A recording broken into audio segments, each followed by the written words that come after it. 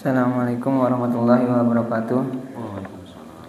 Alhamdulillahirabbil alamin. Assalatu wassalamu ala Rasulillah wa ala alihi washabihi wa man walah. La haula wala quwata illa billah, amma ba'd. Jemaah salat subuh melanggar suatu arham yang dirahmati Allah. Segala puji hanya milik Allah Subhanahu wa taala. Salawat dan salam tak lupa kita haturkan kepada Nabi kita Nabi Muhammad sallallahu alaihi wasallam serta keluarga, sahabat, serta pengikut beliau hingga akhir zaman. Baiklah, kita akan melanjutkan pembacaan tanya jawab agama jilid 2, memasuki mengenai bacaan salawat tasbih dan sebagainya.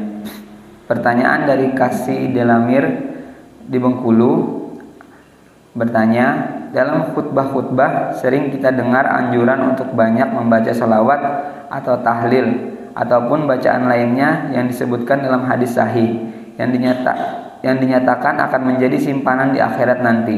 Bagaimana penjelasannya? Jawabannya adalah tuntunan untuk mengungkapkan bacaan-bacaan seperti membaca salawat, membaca tasbih, tahmid dan takbir seperti tersebut dalam hadis-hadis sahih merupakan petunjuk pelaksanaan yang diberikan oleh Rasulullah terhadap ayat-ayat yang memang menganjurkan demikian. Banyak ayat-ayat yang menganjurkan agar kita berzikir di waktu pagi maupun petang, di waktu malam maupun siang, dikala sedang duduk maupun sedang berdiri. Di antaranya seperti tersebut dalam surat Al-Quran surah Azab ayat 41 sampai dengan 42. Ya ayyuhalladzina amanu zkurullaha dzikran katsiran wasabbihu bukratan wa asila.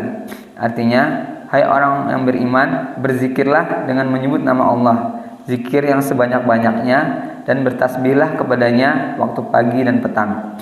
Masih banyak ayat-ayat yang menganjurkan demikian. Yang oleh Nabi, pelaksanaan zikir itu antara lain dengan lisan yang diberikan dengan memberikan alternatif untuk memudahkan sesuai dengan kemampuan dan kesempatan. Seseorang yang mempunyai waktu yang banyak dapat membaca berbagai bacaan, sedangkan yang tidak banyak waktu terluang dapat membaca bacaan yang pendek. Yang penting janganlah hati kita kosong dari zikir dan perintah agar kita tidak membiarkan hati kita dalam keadaan lalai. Adalah dalam surat Al-A'raf ayat 205. Wazkur rabbaka fi nafsika tadarru'an wa khifatan wa dunal jahri minal qawli bil guduwi wal asali wala takum minal ghafilin.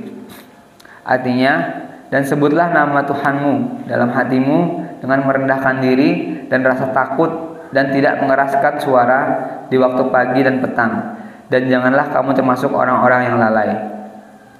Penyebutan nama Allah dengan tuntunan yang beraneka bacaan yang diberikan oleh Nabi janganlah dianggap hal yang tidak penting dan memberatkan, tetapi hendaknya diterima dengan pengamalan yang ikhlas, bukan karena sesuatu yang dijanjikan, yang kadang-kadang menyebabkan kurang keikhlasan kita.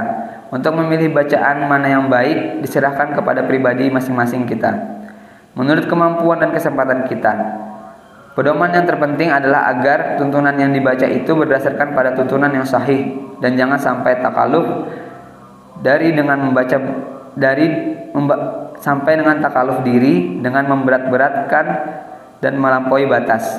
Tetapi juga jangan sampai kita yang hidup di masa modern ini menyampingkan bacaan-bacaan yang memang benar dan baik berdasarkan tuntunan Rasulullah sallallahu alaihi wasallam. Allahu a'lam bishawab.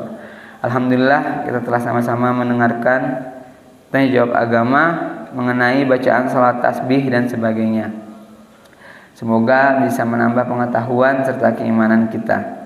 Marilah sama-sama kita tutup dengan membaca doa kafaratul majelis. Subhanakallahumma bihamdika asyhadu an la ilaha illa anta astaghfiruka wa atubu ilaik. Assalamualaikum warahmatullahi wabarakatuh.